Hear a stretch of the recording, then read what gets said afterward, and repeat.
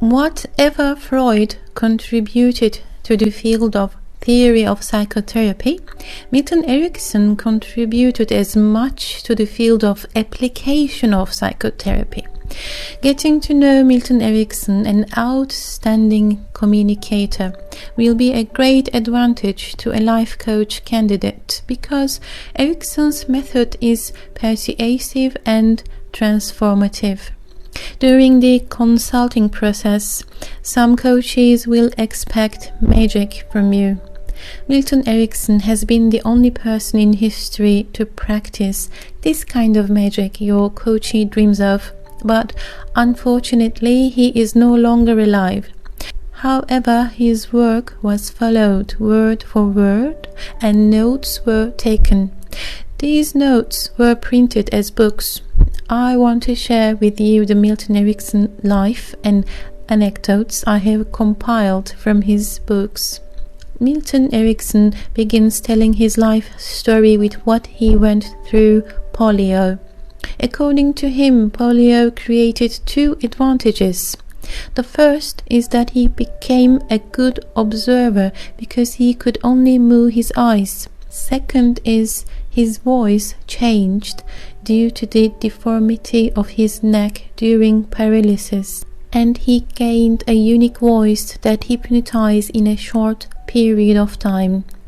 Milton Erickson gained his health in time and became the father of hypnosis thanks to those two advantages. Some of the memories he shared about his childhood gives us information about the mirroring technique in NLP. One of them is as follows. When he was 13 or 14 years old, on a summer vacation, young Milton decides to sell all his books that he has read. He knocks on a door of a pig farm. The pig farm owner tells him that he doesn't like reading and doesn't need books and wants to send the young Milton away. Milton asks if he can stay a little bit longer. The man replies, "Of course you can stay, but I do not care about anything but pigs. You cannot persuade me to buy books from you, no matter what you say." Milton knows how to brush pigs because he too grew up on a farm. He starts brushing the pigs. After watching him for a while, the owner of the farm says, "You know how to brush the pigs. Stay if you wish. I will give you food and I will buy all of your books." But why did the farm owner change his mind? And how does this story relate to the mirroring technique in NLP? As Milton discovered as a child, one of the secrets of human communication is mirroring. The secret of successful communication is to make the two subconsciousness feel that they are at the same level and equal. For example, people who are rivals become good friends with each other over time. In fact, let me share a true story with you. Two world-famous tennis players are each other's arch rivals. Their personalities are also very different. One of them is angry and very grumpy, an American. The other one is Swede, a very calm person. They come across at the airport after the match when the Swede defeats the American player. They chat for a while and keep in touch. In time, they become two friends who do not break away for a lifetime.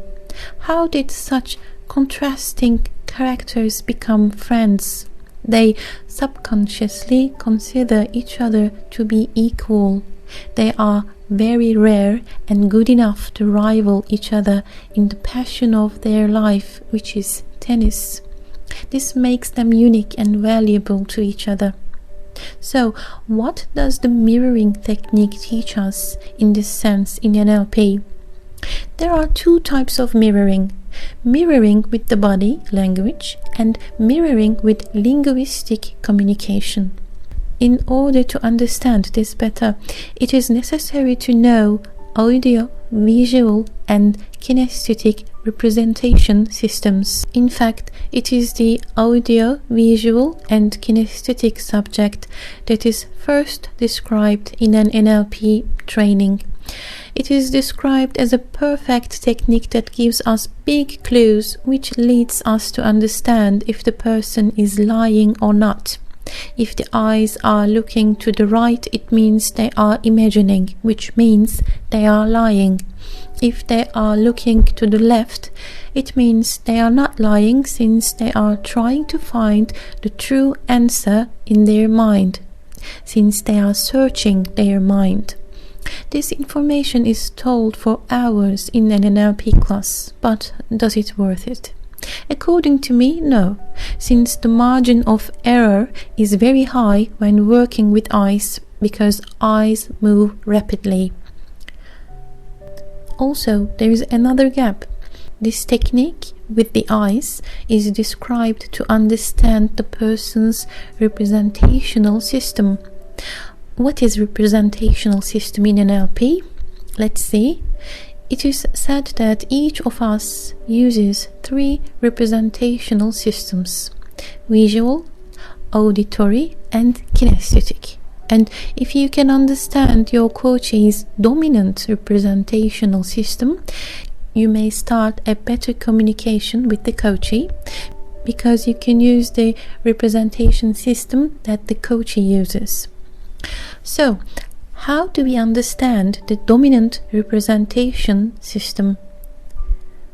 Again, the answer is in the eye movements, as you can see on the screen. This is also a misleading information. I'm sorry, but it is true, since 20% of the people use representational systems in the opposite direction. For example, a visual person uses the auditory system, or a kinesthetic person will use the visual system. So what shall we do now? Or let's ask, is there an 100% accurate system that NLP can offer us? Yes, using the words other than catching the eye movements will be the best, because there is no chance of error. Let me explain a little bit more. For example, let me suggest you an exercise. Pay attention to the words people use. Choose a relative, for example, or your mother, father, your wife, husband, your child. Which words do they use more often?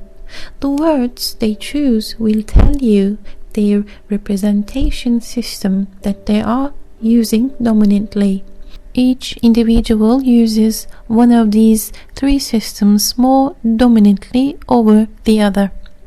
If they often use the words such as see, I, look, they are visual dominant, we can say. Due to the education system in the world, people become visual more than auditory or kinesthetic. If they prefer the word hear, ear, listen more often, then the person is auditory person.